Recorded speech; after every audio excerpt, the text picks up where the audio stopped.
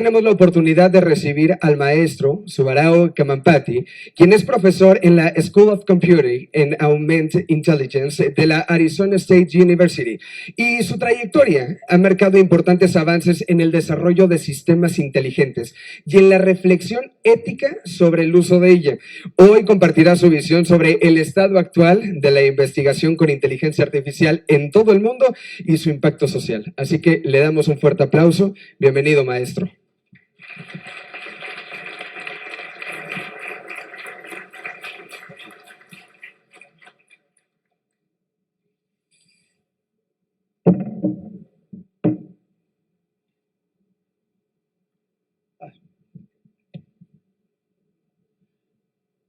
Hola, ¿qué tal? That's the only Spanish, unfortunately, you're going to hear from me. I am from Arizona in the United States. I should know Spanish, but unfortunately, I haven't picked it up. Maybe AI will help me.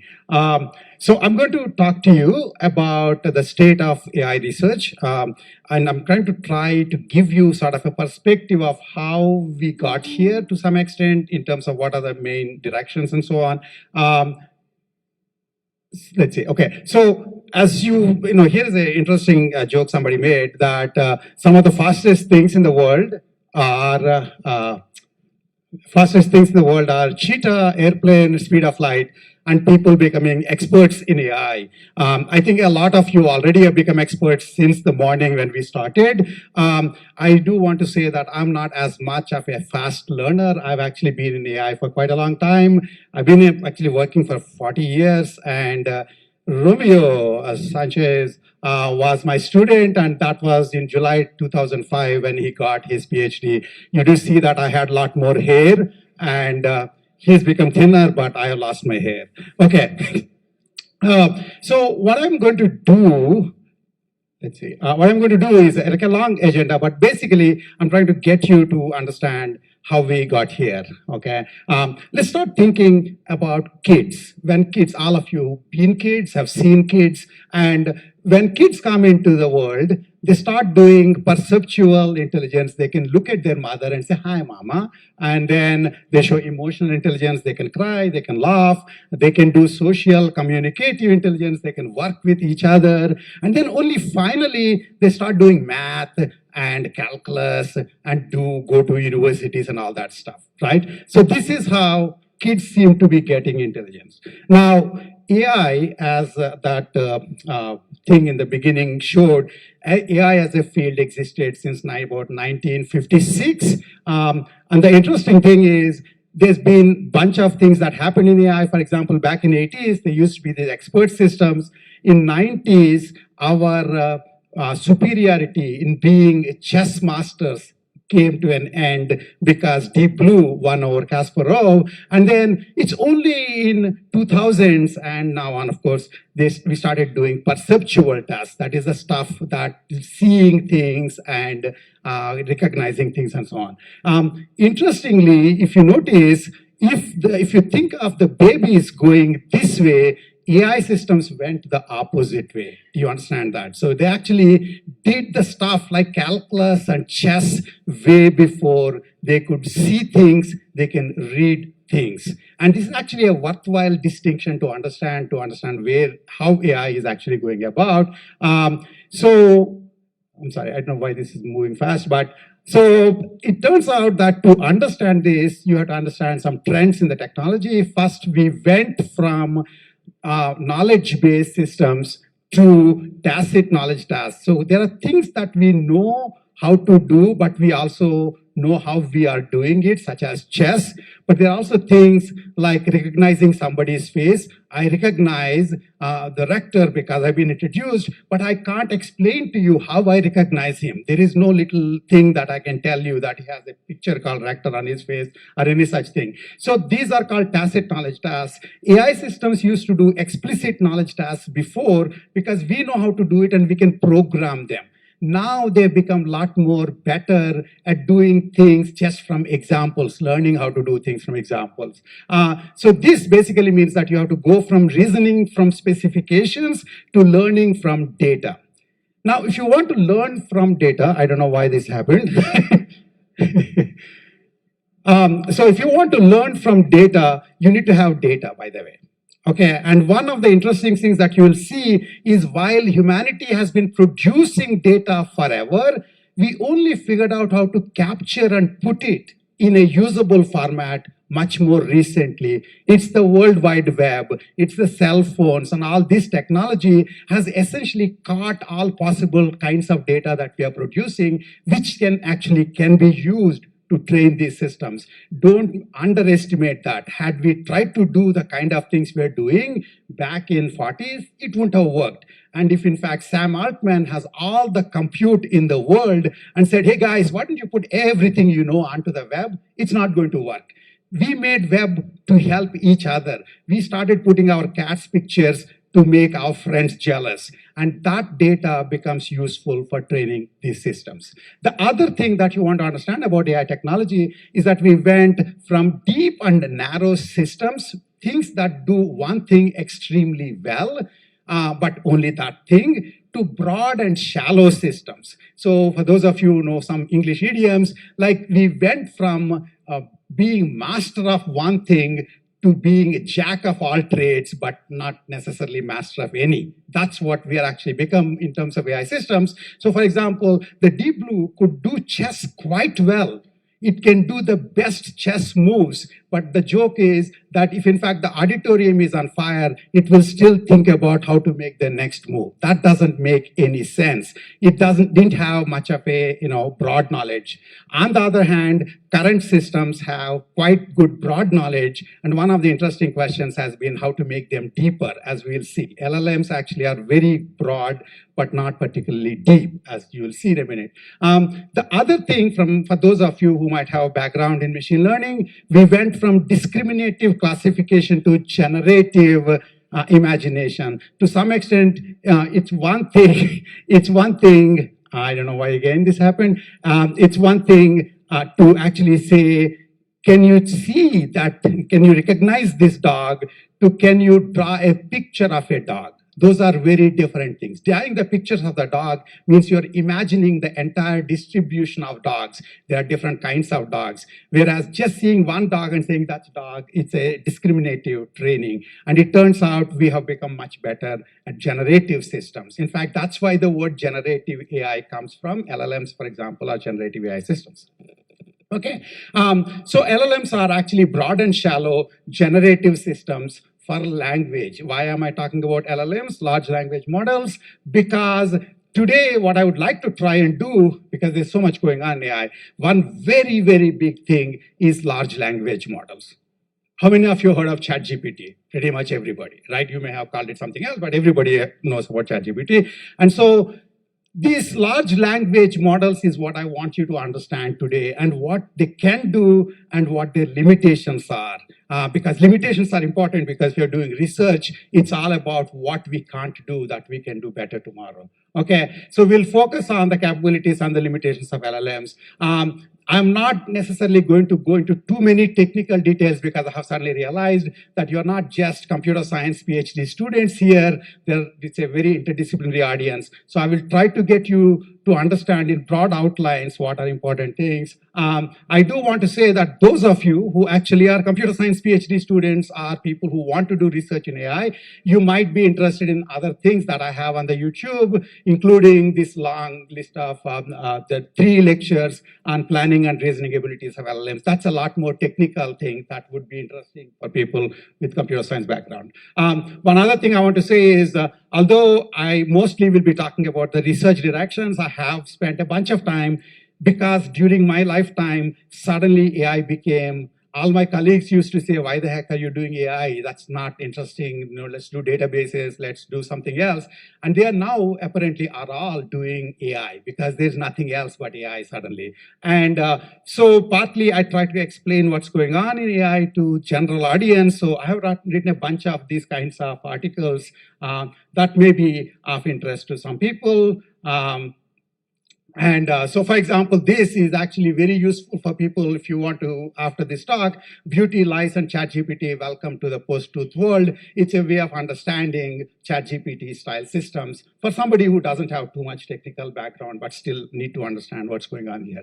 But I won't go into too many details of the ethical issues, etc. in this talk, because Martin, who will be coming after me, will go into it a lot better. Okay. One last thing I would say before getting into more technical things is, LLMs are beloved. Everybody loves their ChatGPT. So if you say anything about limitations of LLMs, that's like this, mean-looking man making fun of a small, cute puppy, and people get mad at you. And so I just want to say that what I'm trying to, if you see me being a little critical about LLM technology, it's because as a researcher, I want to understand what else needs to be done.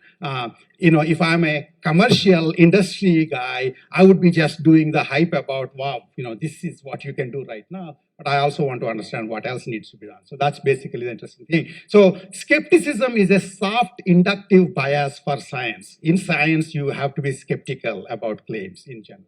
Okay, that's where we are. So the agenda is, I basically want you to get through LLM basics and talk about things like hallucinations, etc., talk about reasoning abilities, and then, end. That's basically what I'm going to try and do. So this is a little, you may or may not be able to read the whole thing, but I just want to say that LLMs really, to understand them, some of you already know this, they are essentially n-gram models. So what they're doing is, given n words, can you predict the n+1th word? And the way they train is they see tons and tons and tons of sentences, entire set of sentences on the web.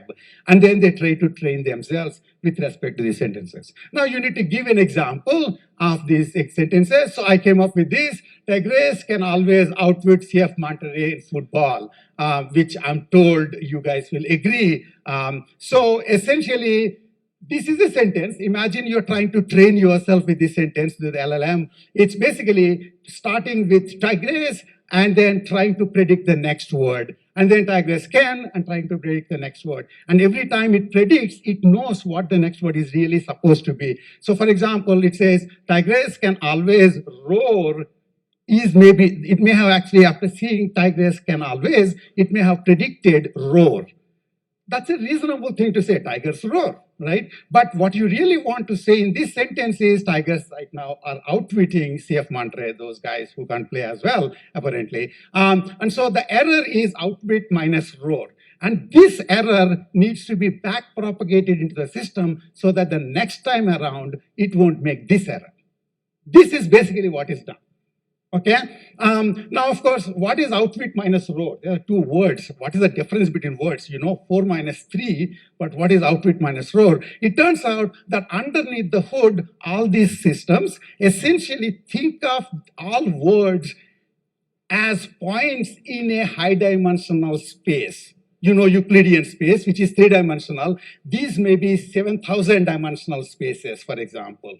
And in a 7,000 dimensional space, each word is a point. So the interesting thing is the points in that space, and every word has a point in that space, but every point there doesn't have a word. So there may, as you know, many of you know, let's say you would want to explain something, but there's no correct word for it. So basically, that's the kind of thing that happens when you have these embedding spaces. So what happens then is outwit and roar would be 2 points in this space. You can take the vector difference and send that error back through the network. And you do this not just for this one very nice sentence, but the trillions of sentences that are available on the web. Okay? And that's what basically the networks are doing. So this is what a transformer essentially does. A transformer model is a large neural network, and it essentially kind of basically trains to make its predictions about the next word to come better and better. Okay. So the question, of course, is one interesting thing. I can go into more technical details here, but the one interesting thing is, while we talked about n-gram models, n-gram for n with small numbers have been tried by people like Claude Shannon, whose picture was there in that very big front thing that they were showing with McCarthy, Minsky. Claude Shannon was also there in the Dartmouth workshop.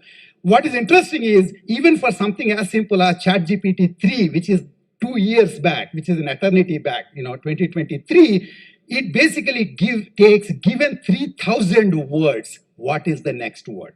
When you people hear about things like context windows is the N. If you say million word context window, that means given million words, what is the next most likely word?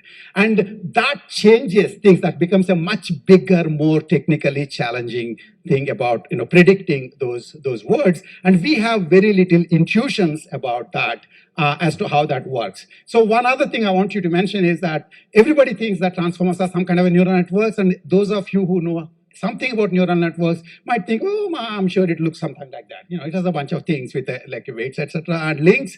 But really, the scale is ginormous, and you really need to understand how complex these systems are. So if you think of something like GPT-4, which is the model as of 5 months back that OpenAI was talking about, the amount of text that it's been trained on, if you put it in bookshelves in your library, it'll be 650 kilometers long bookshelves. And the compute size, the amount of time it took to actually train itself, would be taking 7 million years, the total 7 million years, with a normal kind of a laptop. And then the model size, the number of weights that it has, that will actually be, if you write it in an Excel spreadsheet, it will be like 30,000 football fields. Okay, so that's the kind of thing we're talking about. This is a software artifact that's really, really extremely large, and that's what is basically being trained. So ChatGPT is just completing, LLMs are just completing the next word in the context window. That's what they are trained to do. So in some sense, you can say that all conversation is after somebody says something, you have to say the next thing, and then after you say the next thing, they have to say something else. And after I say 5 words, I have to say the next word, and so on. So you might say syntactically, all of conversation, all of what our internal monologue, etc., are like completing some context. So the question, interestingly, is ChatGPT style systems actually seem to be doing quite well at that. So they can write essays, they can write poems, they can write.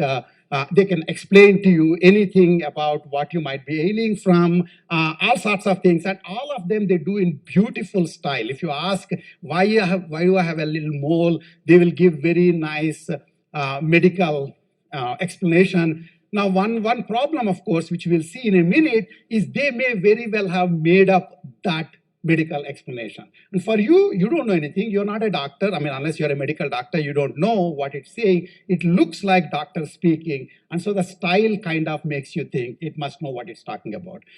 We'll talk about it in a minute again. So LLMs basically are doing this. So the interesting question, of course, is why is it this next word completion? I'm sorry. Why is it that, hello?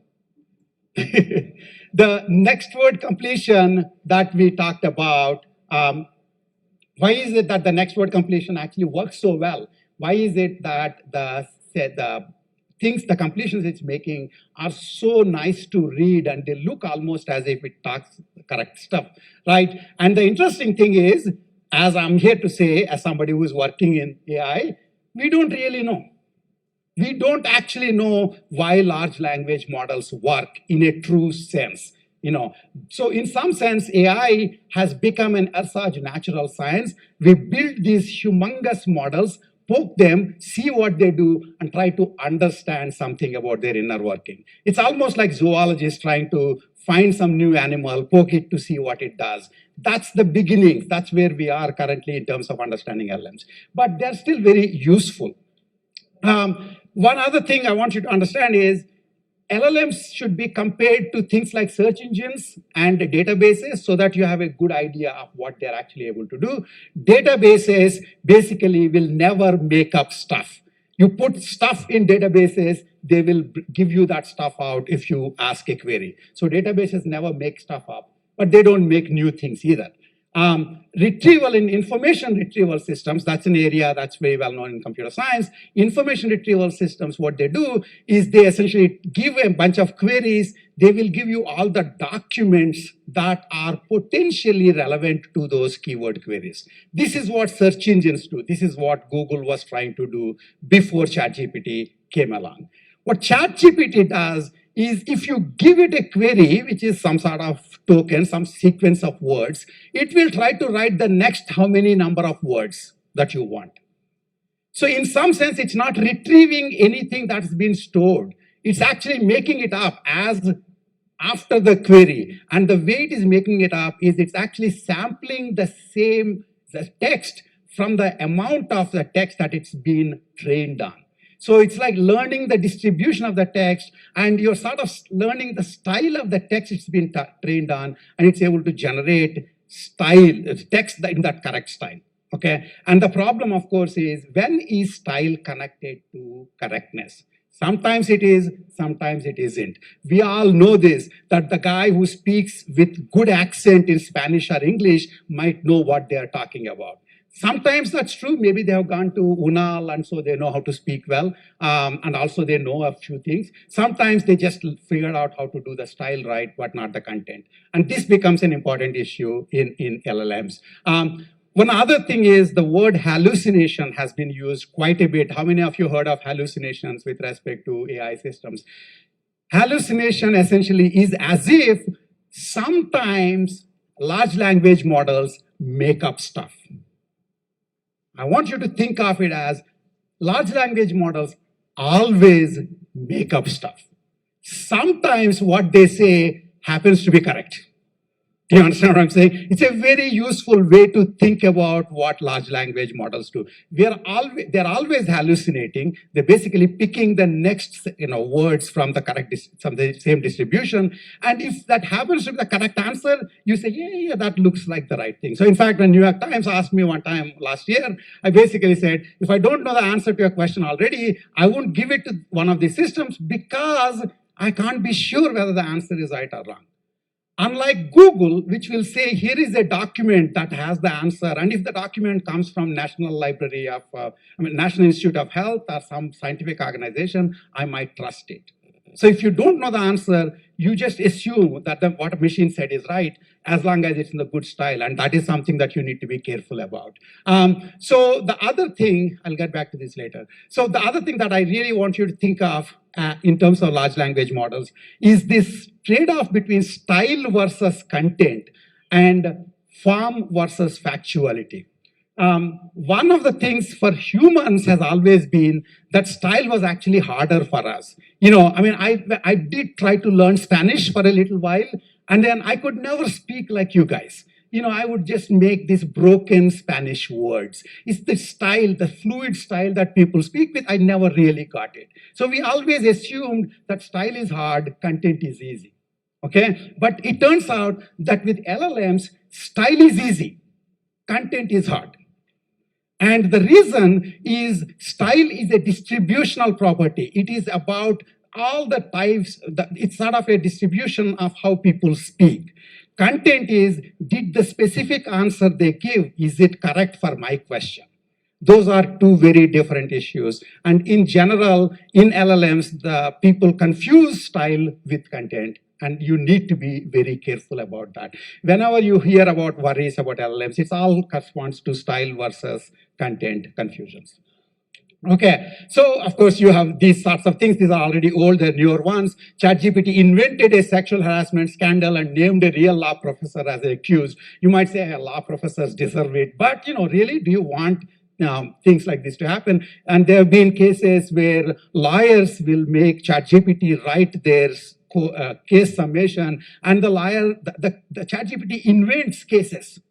It does have the cases, just like the way, I don't know, Mexican jurisprudence. In US, cases tend to be things like Brown versus Board of Education. So it will make up things like Tom versus Water Board or something like that. That may not ever have been a real case, but it looks like a case if you've never seen all the cases in the vocabulary, right? So it kind of can make those things up. In one particular case, this is agentic system. Since LLM speaks so well, instead of talking to the customers, irate customers, why don't we have LLMs talk to the customers? And that way we can fire all the people who actually have to spend time talking to. We are doing that already, right? So one thing that Air Canada did, and then the LLM essentially generated a rebate that didn't exist, a discount that didn't exist, and basically then they said, no, we are not responsible. Our LLM made it, and the court said, no, you made the LLM actually as your representative, so you now have to, it made it up, so you actually are on the hook for making up the money.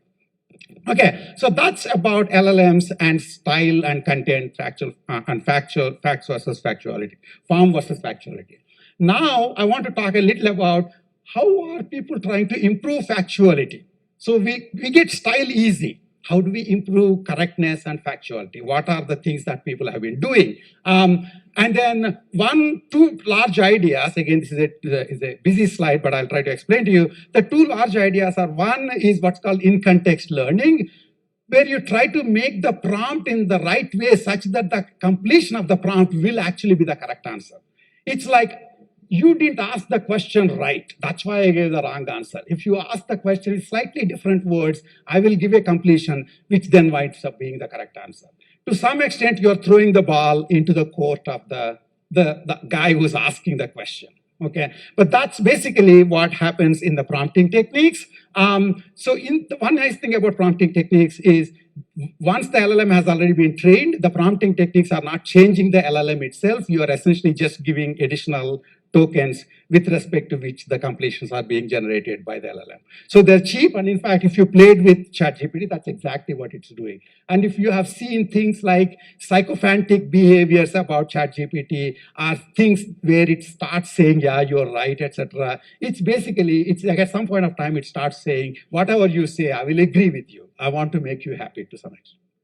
The other is fine-tuning, where you essentially actually take the data and change the weights of the LLMs inside, and that actually kind of improves its completion accuracy with respect to some distributions better.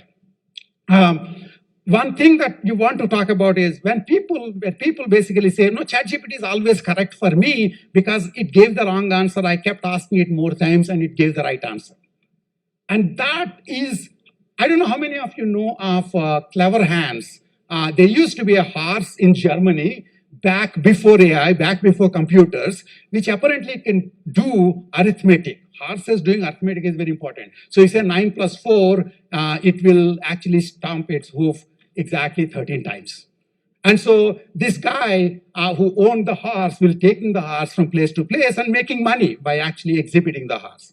And then what people found essentially is that's all bogus because horses can't do arithmetic. Horses are beautiful, horses are amazing, but they can't do arithmetic. And the reason they can't do arithmetic, and the reason they were getting it right is because they know that they were supposed to stomp the hoof and they were looking at the owner's face. And when it came up to 12, the owner was looking very tense. So it knew that it should stop at 13. So what happened is it's the owner who knew the answer, and the horse just reflected the answer back to the owner. Okay, this happens quite a bit with LLMs. For areas for which you know the answer or you want the answer, you want it to tell the answer that you already know, you would keep pestering it until it agrees with you. And then say, good boy, you gave me the right answer. But it's not a good boy. You should tell yourself a good boy. I made it give the right answer because I know the answer. And the real use case for LLMs is not checking whether it knows what you know. It is checking answer that you don't know. And it basically gives an answer, you have to trust it. Do you understand what I'm saying? And to be able to trust it, essentially, you need the factuality guarantees. So this is actually why, I made this thing that the impressive abilities, factuality and reasoning abilities of LLMs might be connected to actually prompter knowing the answer. Because if you know the answer, you'll keep bugging it until it gives the right answer. Okay? And actually, it's interesting enough that this became a popular enough thing that I even made a t-shirt, and I can sell this after the thing. You know, you can buy the t-shirt from me. A big kidding. But anyway, so that's one thing to remember. There is this other idea that you people might have heard of, some of you may have heard of, called RAG, Retrieval Augmented Generation, that LLMs use to improve factuality. The interesting thing is normal LLMs, when you give it a query, it just makes up the answer. So you give a search query to Google, it looks for documents on the web that seem to have potential relevance to it, shows those documents to you, and you figure out whether the answer is there or not. When you give the same query to an LLM, it just generates an answer. Generates in true sense, and it's not necessarily correct. It looks like a good answer. Okay, now sometimes that basically increases the hallucination because, as I said, all the time they're hallucinating. The chance that if it makes up an entire story, it is actually wrong is very high. By the way, if you don't believe me, those of you who have any web presence should ask ChatGPT to give you a bio, a 1,000-word biography of you. And it will make up stuff that will make your mother proud. But you haven't done any of them. Many of them you may not have done. And only you know. So you can keep the dark secret yourself. And the ChatGPT itself says, you are so great. You made these papers. You are the president of this non-existent society. You are the something else, etc. They all look like how bios look. That's exactly what happens. Now, to do the RAG, what you're doing is you're going to say, look, ChatGPT, make a bio. Here is my CV. Here is my curriculum vitae. This stuff I wrote, so they're only factual. And so only summarize it and put it in better English or better Spanish. When you do that, they reduce the amount of generation, and so they become more factual. To some extent, using RAG is like basically calling Google and then asking LLM to summarize the results. And not surprisingly, if any of you use Google now, or there used to be this thing called Perplexity, there still is. That's exactly what they do. When you give a query, they send a link, they send that query to the Google or a search engine, get all the documents, and then very quickly summarize it. And so, in fact, in Google right now, if you give a query, it will first say AI overview, and then say some links. By the way, sometimes those are bad because, for example, the links it takes, for example, will say, like the other day I asked, is there a delay in Phoenix Airport? And it said, sure, there is a delay in Phoenix Airport. And then I thought maybe it is delayed. And it turns out it took some documents that were about 6 months old. 6 months back, there was a delay in Phoenix Airport. That has nothing to do with today's delay, right? But that sort of a thing can happen. So RAG is essentially search engines plus LLM summarization capabilities. That's what you want to think about. One other thing that you want to think about is how important is training data. So we know when we train kids, we know that kids repeat what they heard. Right? And so if you're using swear words at home, the kid will go to school and use swear words. But then if you are like people who are sitting here, 40, 50-year-old people say, oh, I'm using swear words because my parents used it when I was 4 years old, we'll laugh at you. Because you're supposed to know what is the context, when are you supposed to use what sorts of sentences, what sorts of words, and so on. You develop a moral compass yourself. That doesn't necessarily happen for LLMs. So they're a lot more dependent on the training data. Because of which, in fact, when I said it's actually trained on the entire web, behind the scenes, what they do is they will give higher priority to some of the higher quality sources, such as New York Times has been called multiple more times than something like 4chan. Those of you who know what 4chan is, I don't know why the heck you know what 4chan is, but that's like really dark corners of the web where all sorts of random stuff in bad ways is discussed. And all of them are part of the training data. And the only way LLM will not give the 4chan completions is if, in fact, it's been trained more to be in the New York Times style. Do you understand what I'm saying? So that's the thing to understand, that impact of training data matters. But one other thing I want to mention is, even if you trained LLMs only on correct data, only on factual data, and of all the data in the world, Wikipedia probably is one thing that most people will agree is pretty factual. So if you train LLMs only on Wikipedia data, they can still make up stuff. They can take stuff from here and stuff from here and combine it. So this information integration, sometimes they will wind up making hallucinations. So it's worthwhile understanding what you are up against. Okay, but on the other hand, this looks like a negative thing, but on the other hand, LLMs basically have been trained on everything that's been written on the web. everything, literally everything. We never had a single person who had read everything that has ever been written. Maybe during the time of Leonardo da Vinci that was possible. That's not possible right now. Suddenly now you have these systems that have sort of shallow read the entire world's knowledge. And so they are amazingly useful for lots and lots of things. So for example, they can give you information about analogies, they can give you information about any domain that you don't know about, that you're trying to understand. It'll give you semi-factual information. The only problem would be if you think of it as completely factual. That's very important to remember. So they become approximate knowledge sources, the approximate being key. Okay, as long as you realize that it's approximate, you're in good shape. Okay, so now that actually gets me to the real technical part of this talk. If you thought all of this was technical, I'm sorry, but the rest is going to be somewhat more technical, which is actually, are LLMs AI complete? Now that LLMs exist, is there anything left other than Amazon and Google making billions and trillions, selling the technology back to us? Well, as a researcher, I would say we are nowhere near the end yet. In terms of AI research, because so clearly LLMs and generative AI systems exhibit impressive abilities in generating text in response to prompts. By the way, I haven't talked about the multi-modal system. Some of you have heard of Nano Banana that came out yesterday. All the kids are already playing with the Google's image editing software, right? That's basically does to images what we are talking about LLMs doing to discrete data such as language. Okay, so they can generate impressive text and response to our comments. But the thing is there anything that they can't cover? Well, it turns out that, okay, Essentia, why are you doing this?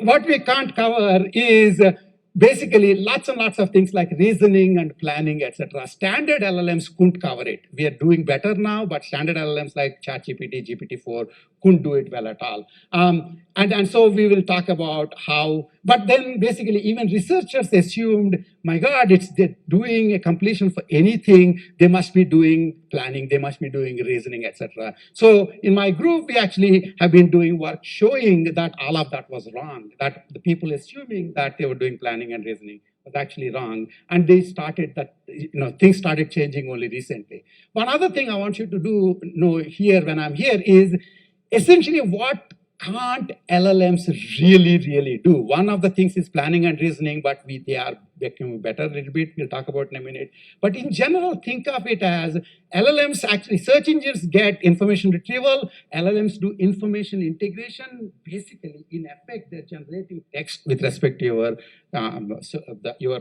query. And so they're generating pieces from different parts of the documents in showing up the answer. That's information integration. Which can be thought of as a shallow deductive closure for those of you who know logic, and things like reasoning and planning require more deeper deductive closure. We'll talk about in a minute. But the other thing that they can't do is that completely new knowledge typically comes because we experiment in the world.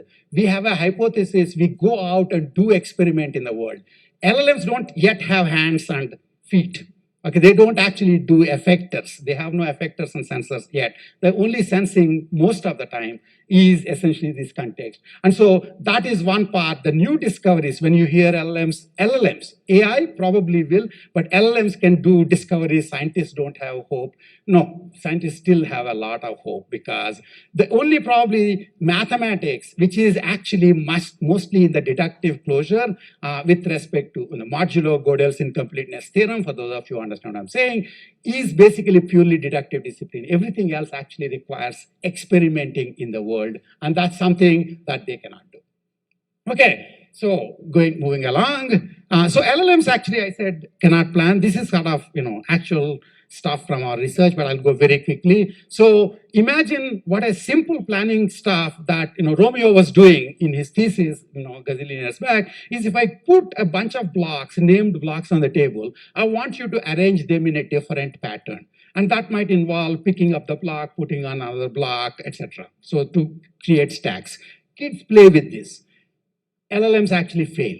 They cannot do something as simple as block sort. They cannot do a bunch of things where essentially these sort of actions have to be strung together to achieve a goal. In general, planning is stringing actions together to achieve a goal. So this one essentially shows, there's a bunch of work that we did, but this was from 2024. In 2023, we had a bunch of papers showing that they actually cannot do planning. In the current LLMs cannot do planning at that time.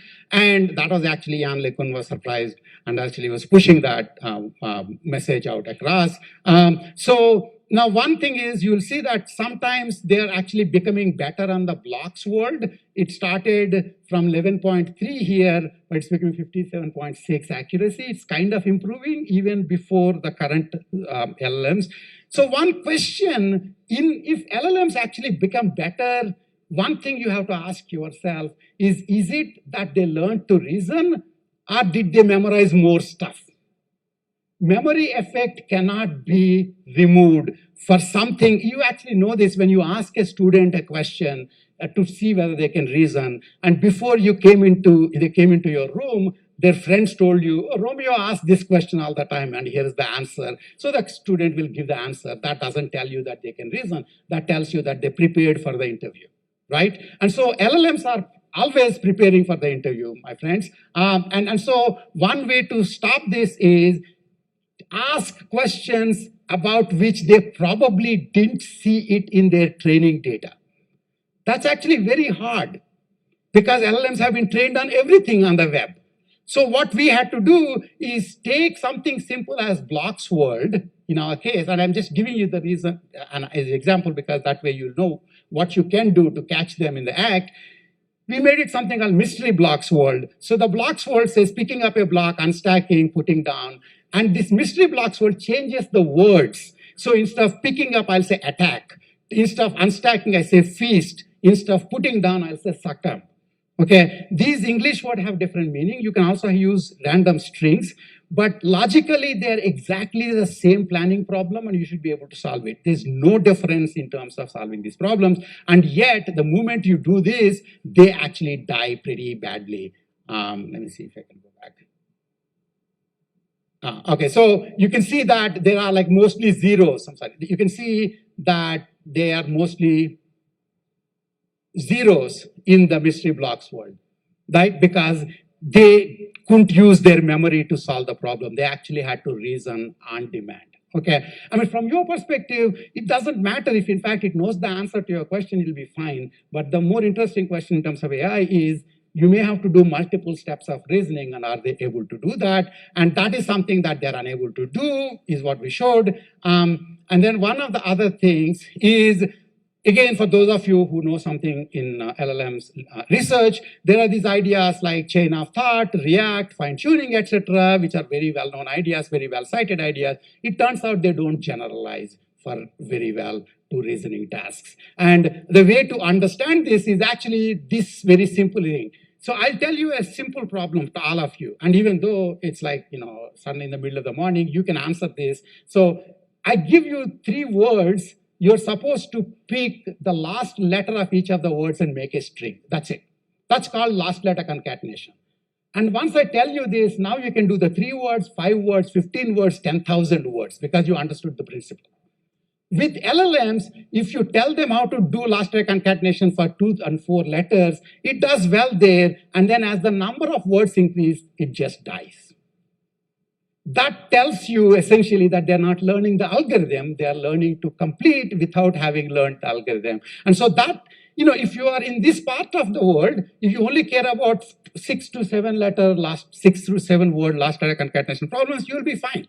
If not, their reasoning answers would be particularly wrong because you can see the accuracy falls down. Okay, this should not be surprising. McCarthy's name has been bandied about way too many times today. And John McCarthy is the guy who gave the name artificial intelligence to our field.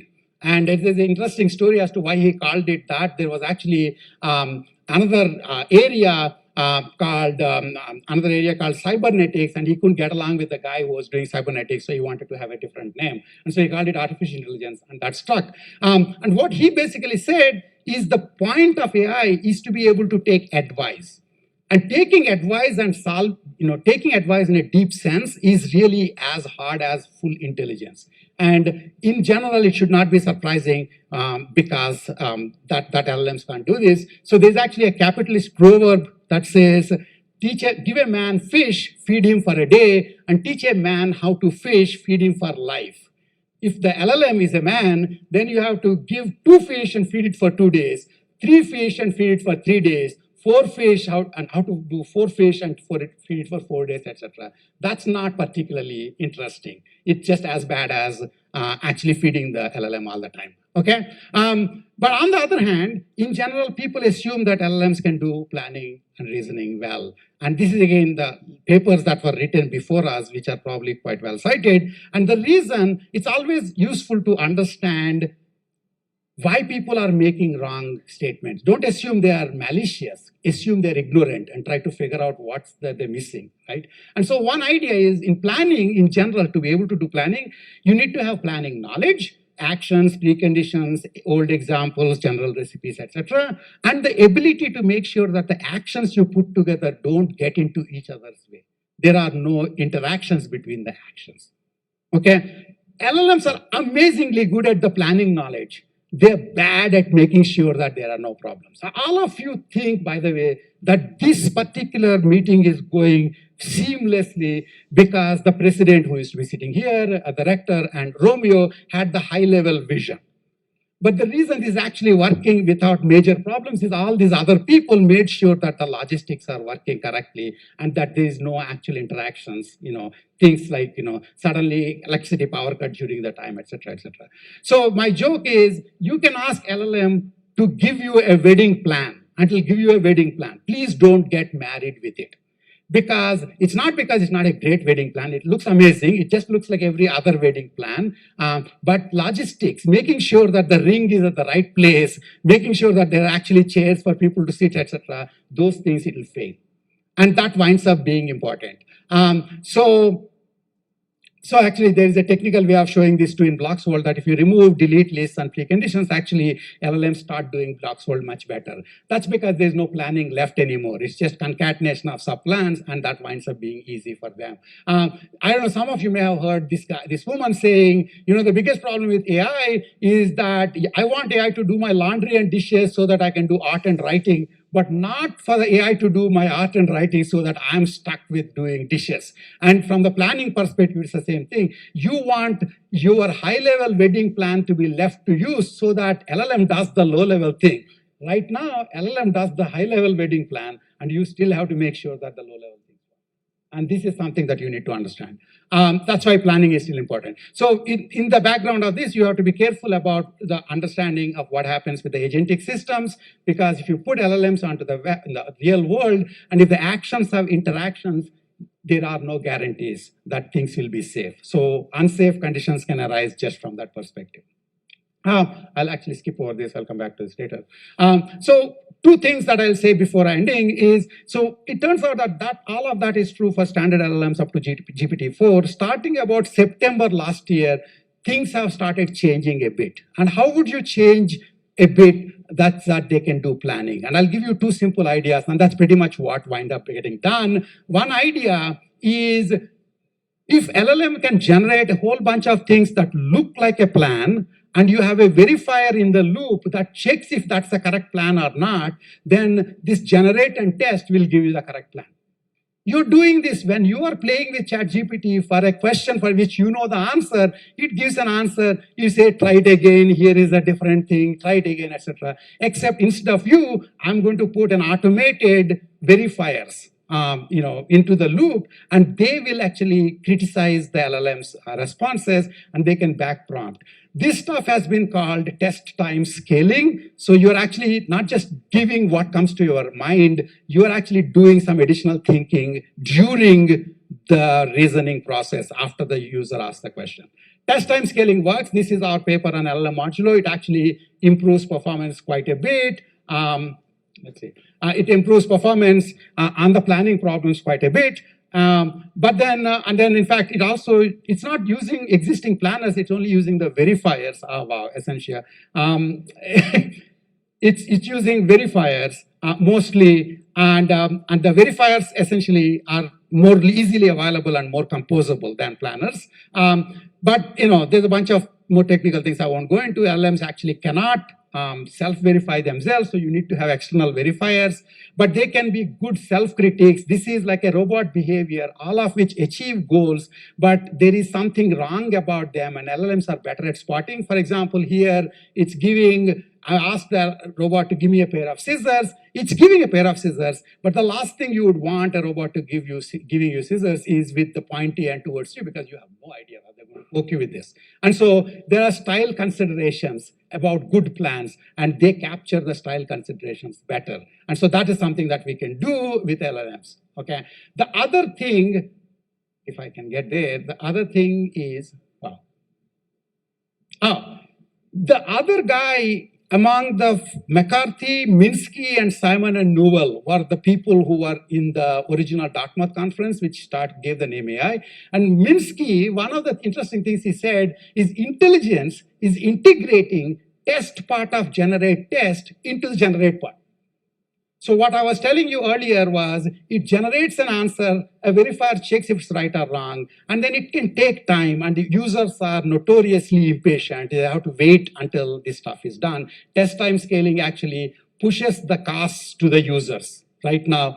So one of the things that you would want to do is push that back into the generator itself. And the interesting thing is, for the generator to work, you need fine-tuning of the generator. So an idea would be that I'll use this same system to solve a whole bunch of problems. And every time I solve the correct problem correctly, I make it part of the training data for LLM.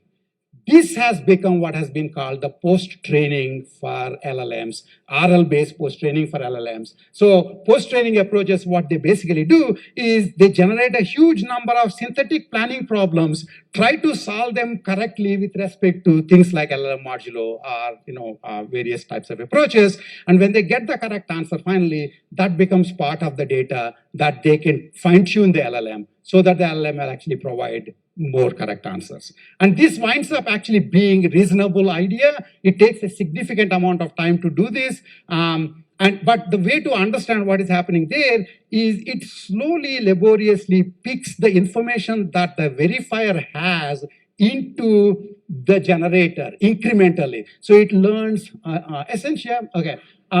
Essentia is the robot, I think. It didn't like me for some reason. So it basically is incrementally compiling what the verifier knows slowly into the generator. And that's the best way of understanding what is happening here. One other thing, this is really for the machine learning people here. In general, machine learning is known to have this in versus out of distribution problem.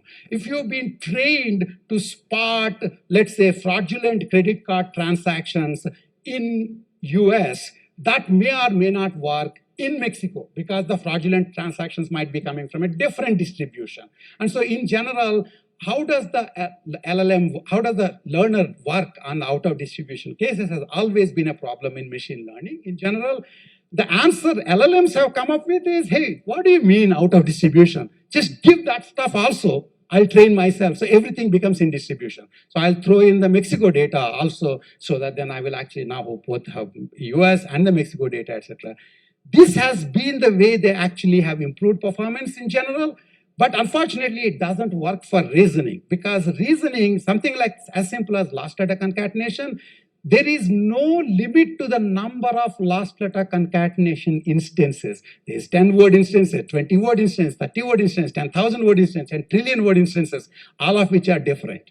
And so if you are actually depending on just putting everything into the distribution, you can't do that. What you are essentially doing is incrementally compiling it to larger and larger lengths. That's essentially what is going on in these systems. When O1, which actually is a DeepSeek, O1 is an OpenAI system that came out in September, we did these experiments and then basically showed, yes, in fact, they do better on the smaller problems that which in the GPT-4 was dying, but if you increase the length of the problem, they die again.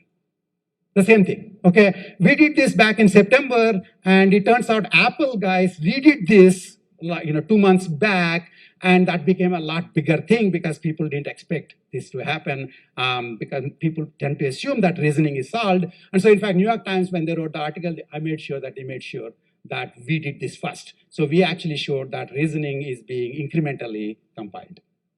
Okay, we're almost there, believe it or not, if I can. Yeah, one thing I want to say is despite all these LLMs are, even with the reasoning, they're still brittle. They're still brittle. This is a new paper that just came out that basically says, if you take the state-of-the-art reasoning model and where you give it, remember, as I'm saying this, even if you thought I'm kind of being negative about LLMs, you know before you came in that LLMs have worked well in International Mathematics Olympiad. What the heck does Lav know that International Mathematics Olympiad doesn't? Well, the problem with the International Mathematics Olympiad is there are only so many different styles of problems, and you train the system quite a bit with them. And one of the interesting questions is, what happens if there's a prompt variation? And this is as good a joke as it gets. If you take any of these great reasoning models, these guys tell me, they are not my students, unfortunately, and that if you just add this extra thing, oh, by the way, solve this IMO problem, and by the way, here is an interesting fact, cats sleep most of their lives to the end. So I ask you a question, I'll also make an irrelevant comment on top. You guys don't get completely confused about the irrelevant comment and forget about the question. I hope not. Okay, LLMs, their performance on the benchmarks falls down 50%. And so, in fact, cats are bad for LLMs. It turns out it's not cats. In basically, it's pretty much any irrelevant information added to the prompt completely kills their performance. And that shows you that they are brittle. So even if they are actually upfront giving answers that might be correct, if you really need safety and correctness, you still have to check. And so, in fact, you talked about LLM modulo. So I can put, instead of LLM, I can put large reasoning model, which generates better solutions. And then you still have to check. They just became a better generators, but they are still not guaranteed to be correct. So that's basically what we've shown in some work, that you can do these kinds of test time scaling there too. There's a bunch of open questions I won't be able to get into, but if any of you are actually doing research in this, talk to me. What is the role of intermediate tokens? Many of these systems prattle a lot before giving the answer, and they prattle in pseudo-English or pseudo-Spanish, and people think that that's actually telling us how the LLM is reasoning. Bogus. It turns out that has nothing to do with any actual reasoning process. It turns out that those intermediate tokens help the LLM, but they don't help the humans. In fact, I just tweeted another paper that we wrote showing that if you actually try to make sense to the humans, your performance goes down. Which is basically not surprising. When you're thinking, you do all sorts of things, like that. All of that is not necessarily meaningful to people who are seeing you. Once you've completed thinking, you actually explain why your solution is correct. That's a different part than the thinking process itself. Okay, RL formulation, essentially one last time, please. RL formulation used in DeepSeek LLM actually has led to a lot of interesting problems that we won't talk about it too. So agenda for today, you didn't think I'll get here, but I want to just say that societal impacts, the next talk is all about it, but you can talk about things like plagiarism is opened up, synthetic reality and deepfakes are opened up, bias is opened up. Bias is there because the data has the bias. And you don't get to say that I'm saying bad things about certain people because I heard that sort of stuff being said by others. Where's your morals? Where's your moral compass? It turns out LLMs don't necessarily have that, and it becomes much harder to handle that. Unemployment is a big issue. In fact, there's a new paper that just came out yesterday showing that the people closest to the AI, the areas closest to the AI are already experiencing sharp drops in unemployment possibilities. For a while, we used to tell all the kids, learn to code, you'll get better jobs. Now it turns out that these systems can put together large code bases, which may not be actually completely correct, but they're likely to be more correct for the things that are done more often, the very repetitive tasks. And entry-level jobs tend to be repetitive tasks, and they are getting easily replaced across the board. So those are all the problems that you do have. I already showed you that there's a bunch of things that I've written about this. I would let the next speaker actually go into more details about the ethics and societal impacts. And in summary, essentially, thanks to their approximate omniscience, because they've been trained on everything in the world, LLMs can present as an amazing resource. there's a temptation to confuse their approximate retrieval capabilities for factuality. If it sounds good, if it's in the right style, doesn't necessarily mean it means. I mean, just because I wore a jacket doesn't mean I know what I'm talking about. In fact, if a professor wears a jacket, you probably should trust them. You know, Romeo asked me to wear a jacket, so I'm wearing it today. And then they can provide an approximate knowledge about almost any task area and question, and they can play many constructive roles, but you need to make sure that the correctness stuff is handled. And then this is a more of a technical summary. I'll just leave it for anybody with more technical background about the planning and reasoning stuff. And let me see. I don't know why it's not working. And I think I'm basically done at this point, and thank you for your attention.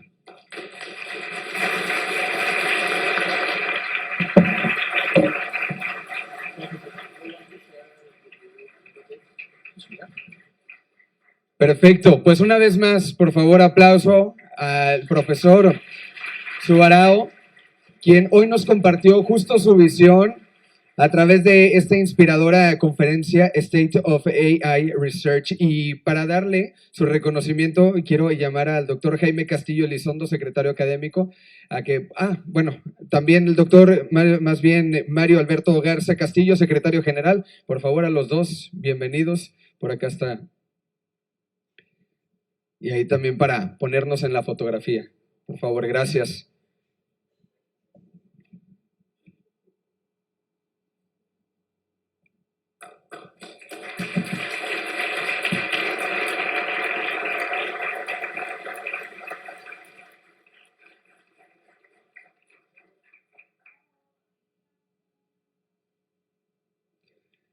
Perfectísimo. Muchísimas gracias. Y bueno, vamos a dar un break aproximadamente de 20 minutos. Hay un poco de refrigerio aquí en el lobby, así que no